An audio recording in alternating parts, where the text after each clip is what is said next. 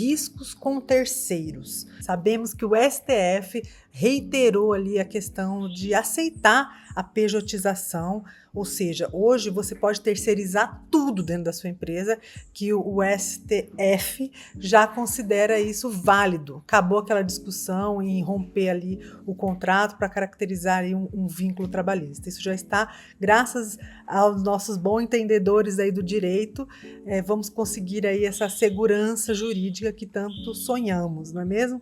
Então isso era um tema que preocupava, porque apesar da lei permitir a terceirização, os entendimentos ali nos tribunais estavam sendo muito controversos, até que o STF, numa ação vinculante, já acabou com a história, falou, não, é válido, não tem nada que considerar ali vínculo trabalhista. Isso é muito bom para o ambiente de negócios. Porém, nós não podemos esquecer que mesmo assim é necessário fazer ali, ter alguns cuidados, fazer algumas diligências, ter alguns cuidados quando a gente contrata terceiros. E aí nesta aula aqui de hoje, eu vou falar um pouquinho para vocês o que nós vamos ver hoje. Por que os terceiros são um elo crítico, os principais riscos com os terceiros, o que é responsabilidade solidária e o que é responsabilidade subsidiária. Vamos trazer alguns exemplos reais aí por setor, alguns checklist, cláusulas aí para você prevenir, tá bom? É o que nós vamos ver nesta aula de hoje, essa troca de experiências aí de hoje. Então fica até o final que você não vai se arrepender. Primeiro, vamos começar com alguns dados ali de empreendedorismo do ano de 2025. Nós vimos ali as estatísticas ali do Sebrae, da empresa do Gov, mostra que houve aí um crescimento aí grande com novas empresas de carga, crescimento aí de pequenas e médias empresas no varejo online, empresas familiares que representam quase 90% dos negócios, a indústria teve um pequeno crescimento. Então, novas empresas, né, de entregas, por exemplo, a parte de logística cresceu muito. Então, neste momento, nós vamos falar dos riscos envolvendo aí estes terceiros, né, que acaba sendo um elo muito crítico. Eles são aliados essenciais, mas também são um risco ali em potencial. Então, os terceiros, de modo geral, ele ajuda a escalar. Então, fornecedores, parceiros, entregadores, ajuda. A gente precisa dos terceiros. A dependência aumenta com o crescimento. Você vai crescendo, você vai aumentando a sua dependência com os terceiros. De bairro para regional, né? Vamos dizer assim. Ou então, quem sabe você expande para outros países. Isso tudo aumenta ali a sua dependência com os terceiros. Um elo fraco pode derrubar toda a sua cadeia. Então pensa nisso, tá? E erros de terceiros, eles mancham a sua reputação e a sua operação, porque eles agem muitas vezes em seu nome. Imagina muitas vezes você terceirizar o seu pós-venda. É muito bom ter lá os canais de atendimento do pós-venda, mas se ele não tratar o seu cliente da mesma forma que você trataria, isso vai gerar um dano reputacional para você, vai começar a comprometer a sua marca. Então, é por isso que entender ali os terceiros, os riscos que envolvem terceiros é muito importante. Bom, então vamos falar de riscos. Risco número 1. Trabalhistas. Então, o risco trabalhista, ele está ligado com a mão de obra contínua. A maior parte dos riscos trabalhistas, eles vêm dessa mão de obra contínua. Então, quando você terceiriza serviços de limpeza, você pode terceirizar tudo hoje. Você pode terceirizar vendas, você pode terceirizar pós-venda, você pode terceirizar tudo. E essa relação dos terceiros ali dentro da sua empresa, trabalhando ali de forma pessoal, fazendo toda aquela presença como se o colaborador fosse, digamos que se você tem bons contratos e tudo mais, esse risco de vínculo trabalhista está bem minimizado aí com o entendimento dos tribunais. Porém, existem outros riscos. No caso, você acaba se tornando aí um corresponsável. Quando o terceiro descumpre a lei, a sua empresa responde. Simples assim. Isso é uma regra de responsabilidade subsidiária. Então, se o terceirizado descumprir hora extra, a parte de segurança, toda a parte de IPI, riscos associados ali a acionamento judicial direto, ou seja, se o teu terceiro não paga as obrigações trabalhistas, você vai ser chamado na Justiça do Trabalho junto com ele para responder. Então, ali, motoristas terceirizados, no caso de logística, é importante, porque de repente pode sobrar para você pagar essa conta. Então você tem ali questões de acidente, por exemplo. Em questões de acidente, muitas vezes ainda é considerado uma responsabilidade solidária. Então os dois respondem. Imagina, o motociclista, né, o motoqueiro, ele não usa capacete direito, ele anda em excesso de velocidade, ele sofre um acidente, você também, sua empresa também acaba tendo que pagar esse pato. Você achando que terceirizava e ficava tranquilo? Nada disso. Terceirizar ajuda e muito, mas não é para você ficar tranquilo 100%. Você tem que monitorar os riscos dessa terceirização. Então, são os riscos trabalhistas e indenizatórios, óbvio. No caso de acidente ou coisa e tal, você também corre o risco de ter que indenizar, tá bom? Risco número 2. Riscos operacionais. São aqueles riscos associados a uma dependência excessiva de um único fornecedor, que pode eventualmente travar a sua operação. É lógico que esse risco também acontece com os colaboradores internos ali, os que são registrados na carteira. Quando você tem uma dependência excessiva de qualquer pessoa, seja interno ou terceirizado, isso aí é um risco que você precisa monitorar. A gente chama de risco operacional, porque você depende muito dele. Então, o atraso de um fornecedor, ele pode gerar a produção, né? A produção está parada. Se ele atrasa, pode parar a sua produção. Você está dependendo de insumos de um único fornecedor para continuar a sua linha de produção. De repente ele trava, isso vai impactar direto no seu operacional. Você pode perder receita e clientes em caso de empresas familiares, né? Você pode ali deixar de receber, deixar de suprir ali um cliente importante se você, dentro da sua estrutura, não monitorar esse risco. Porque de repente, do nada, você pode parar. Empresas grandes precisam de previsibilidade, você precisa dessa segurança. Então, a solução aqui, qual que é para riscos operacionais? É diversificar fornecedores, ter uma lista homologada de fornecedores em caso de emergência, para você já ter ali algumas pessoas prontas para lhe atender caso aquele principal falhe. Terceiro risco reputacional.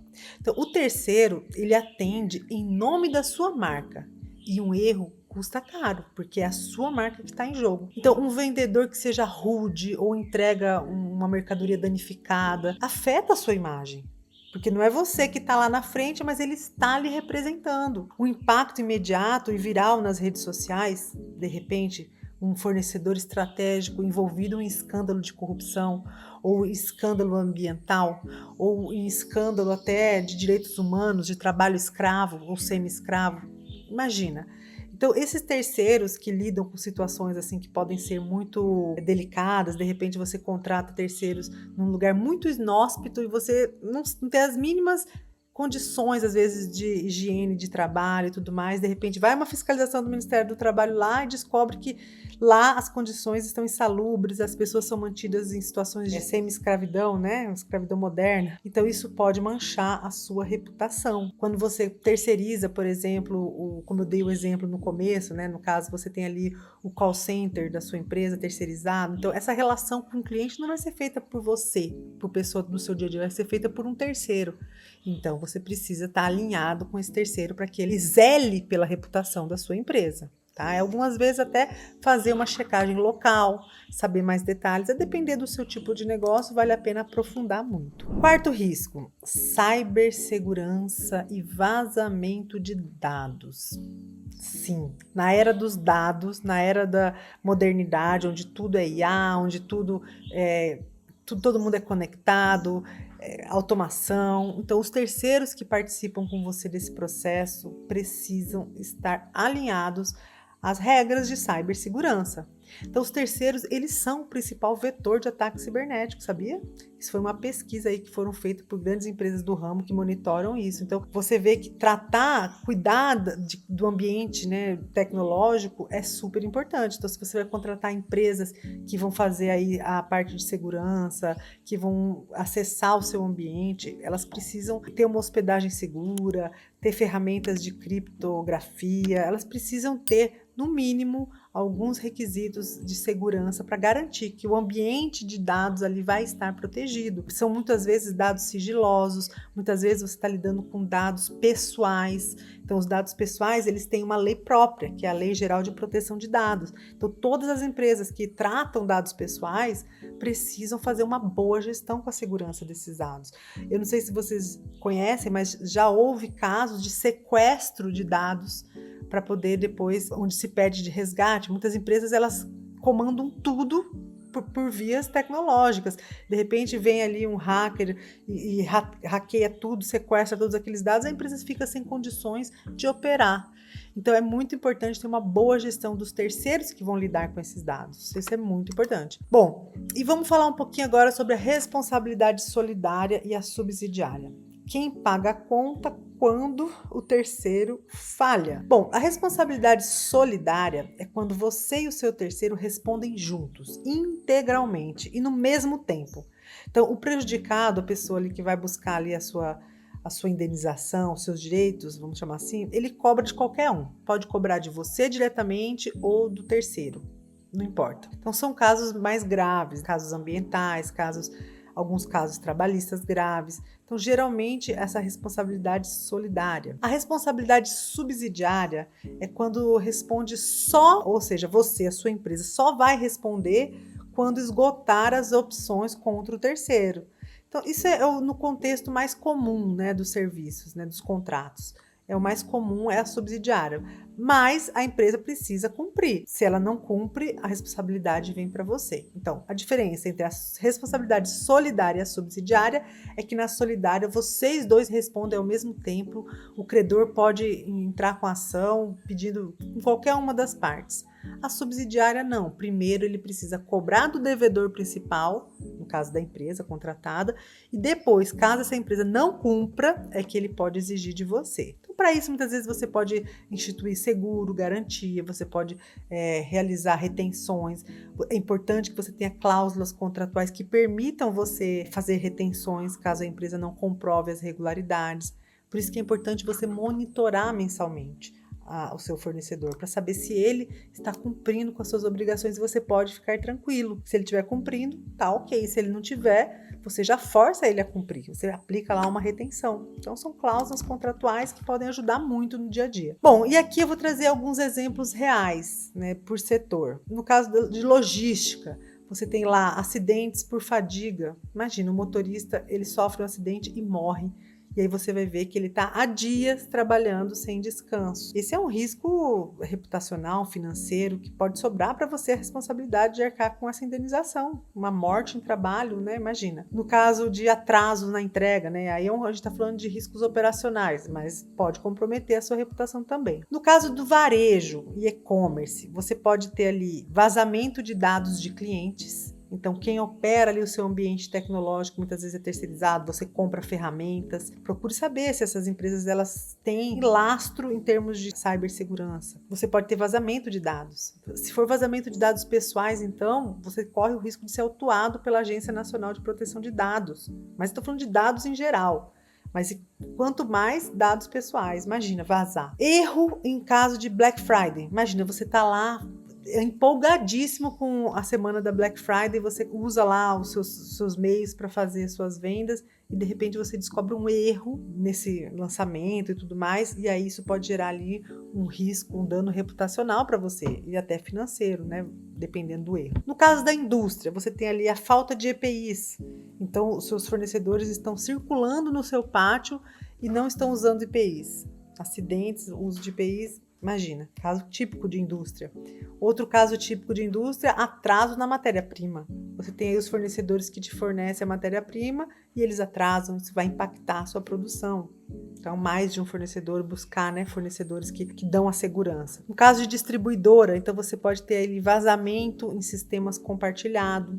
De repente você compartilha o seu sistema ali numa rede de distribuição, você pode ter vazamento, você pode ter peças defeituosas, então você na sua rede de distribuição você acaba fornecendo para montadoras e tudo mais, e as peças vêm com defeito, então a qualidade nas peças pode impactar no caso da distribuição. Então, esses são riscos que envolvem terceiros, né? E eles são muito importantes para desenvolver o seu negócio. Bom, e agora então nós vamos falar um pouquinho sobre uns 5 passos que você pode usar para homologar terceiros com segurança. Um checklist prático aí, inspirado na ISO 31000, que é uma ISO que faz gestão de risco. E aí vamos lá. Primeiro, verifique o CNPJ e certidões. Certidões trabalhistas, certidões fiscais. Veja se o CNPJ está ativo, veja se ele está em dia com as suas certidões fiscais. Aquelas certidões do FGTS, da Receita Federal, procura saber se está ok. Isso já vai dar um alerta, é a primeira coisa. Número 2, faça uma pesquisa reputacional do seu terceiro, procure saber ali no Reclame Aqui, se ele tem casos. Procure saber ali no Procon, faz uma busca. Hoje com a internet, com IA, você consegue fazer busca em muitos lugares. Então procure saber se tem mídias negativas associadas àquele fornecedor. Faça ali uma checagem. Hoje você tem ferramentas para isso. 3. Avalie a parte de cibersegurança. Se ele usa antivírus, se ele tem política de dados, se o ambiente onde ele hospeda tem segurança, se ele usa toda aquela plataforma, aquelas parafernálias de segurança. Procure saber se ele tem alguma certificação ISO na parte de cibersegurança. Se você não sabe como criar ali um checklist de cibersegurança, você pode buscar ajuda na própria IA. Você fala, olha, eu vou cria um prompt lá dizendo que você vai contratar um fornecedor assim, assim, assado, quer saber quais os riscos associados à parte de cibersegurança. Eu falo porque cibersegurança é uma linguagem muito técnica. Então, para você, às vezes, avaliar um fornecedor, você não sabe nem o que pedir, porque é algo realmente muito técnico. Mas você pode ter alguém na área de tecnologia na sua empresa. Imagina que você tem alguém que te dê um suporte na área de TI. Então, peça para ele elaborar um checklist, use IA para ajudar a checklist de cibersegurança. Hoje em dia tem muitos instrumentos para ele ajudar com isso. Então, avalie cibersegurança. Até porque riscos cibernéticos é o que está em mais alta hoje em dia, né? A parte de riscos cibernéticos. 4. Classifique o risco. É um risco alto, um risco baixo, um risco médio? Por quê? Porque pode não fazer sentido você ser rigoroso com todos os seus fornecedores, mas com aqueles que são mais estratégicos, sim. Então, quando você identifica o fornecedor, o terceiro, tenta medir o impacto daquele terceiro na sua vida, na vida da sua empresa. Como que você classifica o risco? Você mede a probabilidade daquilo acontecer, você imagina tudo de ruim que aquilo pode acontecer, qual a probabilidade disso acontecer? Isso já aconteceu? E aí você analisa o impacto daquilo no seu negócio. Se você acha que o impacto é alto e a probabilidade é média, então vamos dizer assim que o risco é um risco alto, você precisa dar uma atenção para aquele risco. Então essa é a classificação, você classifica então ele como um risco alto e dá atenção. Então quando você vai olhar para os seus fornecedores, procure identificar quais os que representam alto risco, um médio risco, um risco baixo, e foque suas energias naqueles que realmente são relevantes, que têm aí um grande impacto no seu dia a dia. Tá? Isso é classificar risco. 5. Monitore. Faça um acompanhamento contínuo daquele terceiro. Se você está contratando um terceiro que vai atuar como um prestador de serviço contínuo dentro da sua empresa, como por exemplo uma empresa de limpeza, vai estar todo dia lá, vai estar pessoas trabalhando em nome da empresa lá com você. Você tem que fazer uma checagem mensal, semestral, trimestral, que seja, para saber se ele tem as certidões em dia, se ele está pagando o salário corretamente. Hoje tem empresas terceirizadas que fazem isso de maneira muito automatizada, muito simples e que pode resolver o seu problema, enviando relatórios já periódicos para você identificar ali a situação do seu terceiro. Então hoje existem ferramentas tecnológicas, existem empresas que são especialistas nisso. E não é tão caro. Você pode contratar uma empresa que faça esse serviço para você de forma automatizada, que todo mês ela vai mandar um relatório de conformidade daquele seu fornecedor. Mas se você não for contratar nenhuma empresa, então procure pelo menos fazer você mesma aquela checagem. Seja mensalmente, seja a cada 2 meses, mas procure saber se continua pagando, se as certidões continuam em dia, se tem alguma entrega dos IPIs foram feitas, como é que está os seus canais ali de atendimento com aquele fornecedor. Tente monitorar, não faça um contrato achando que as cláusulas contratuais vão resolver tudo. As cláusulas são importantes, mas o monitoramento contínuo é o que vai ajudar você a garantir a sua segurança, certo? Bom, então falando em cláusulas, né? 4 cláusulas que são essenciais em contratos que vão lhe ajudar. Primeiro é a confidencialidade. Então, você tem que fazer um contrato onde você coloque claramente a proteção de dados sob pena de multa. Então, o seu fornecedor ele tem que manter a confidencialidade de tudo que ele tem acesso. Se ele vazar essas informações, ele está sujeito à multa. Uma cláusula tem que prever isso. 2, a gente chama de cláusula de conformidade ou cláusulas de compliance. Esse nome compliance, né, bonitinho. Muita gente não conhece, mas é conformidade.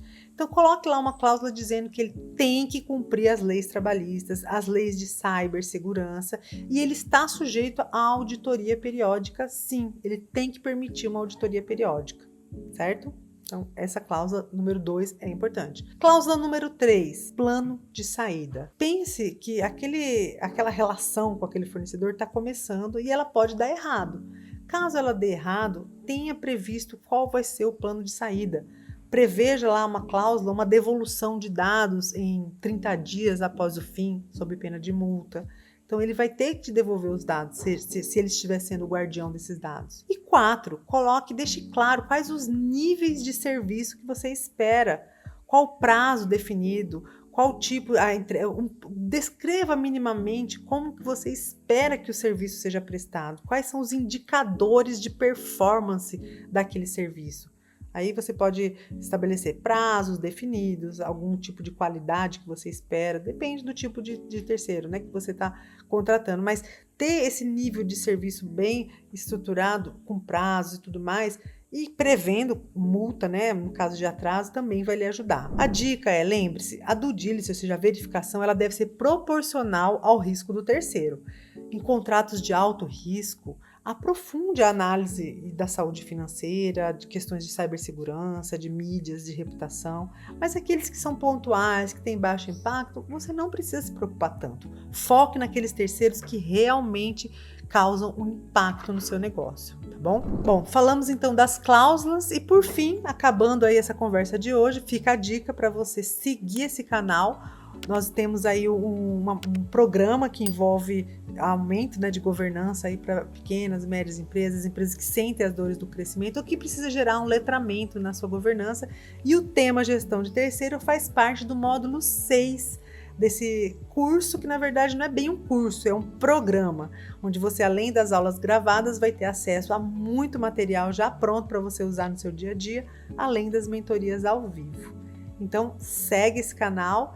Fique ligado para mais conteúdos como este.